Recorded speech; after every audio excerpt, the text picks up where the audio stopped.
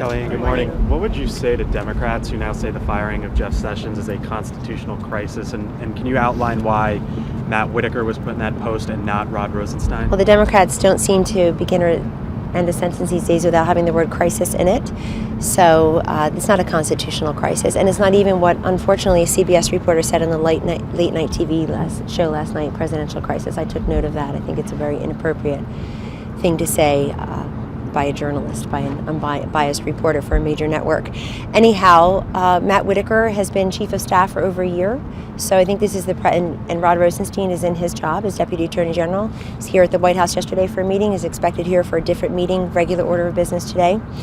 That shows that the president has a continuum with the Deputy Attorney General and the Chief of Staff. So the Mueller investigation we think is winding down, but we have no way of knowing. This president and his team have been very compliant with the Mueller investigation. I think over 1 million pieces of paper have been produced. Over 33 or so individuals have either produced documents or testified or both, or met or both. Just for clarity as it relates to Matt Whitaker here, is the president's intention to impede the Mueller investigation in any way? I just answered that. You've been trying that for a year and a half, and the Mueller investigation has gone forward using your tax dollars. We have not impeded it at all. We had an attorney general who was recused from it. We now don't have an acting attorney general who's recused from it. Nobody wants to prolong it. We've done everything that we've been asked to do.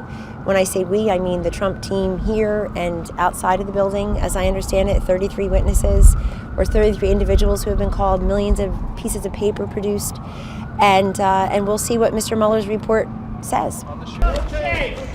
The president made his comments about the shooting, and his FBI is working with the local and state law enforcement in Ventura County. He's also expressed, as I will, our condolences to the dead and the grieving families and those who are still looking for their loved ones, as I understand it. You know how this goes. The first responders are doing a tremendous job, and people are grieving. And also people are looking for their loved ones, their children, I guess, and their loved ones.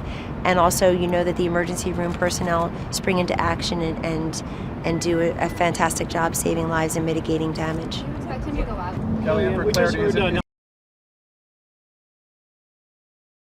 I just saw that as I was finishing my hit. Of course, I'm praying for her. She's a very tough woman, 85 years old, falling, I believe, at the court ahead of Justice Kavanaugh's investiture, where the president and the first lady are expected to be momentarily. But obviously, we're praying for her. I understand she's been to the hospital. I don't have that. I didn't second source it. I know some of you don't bother either.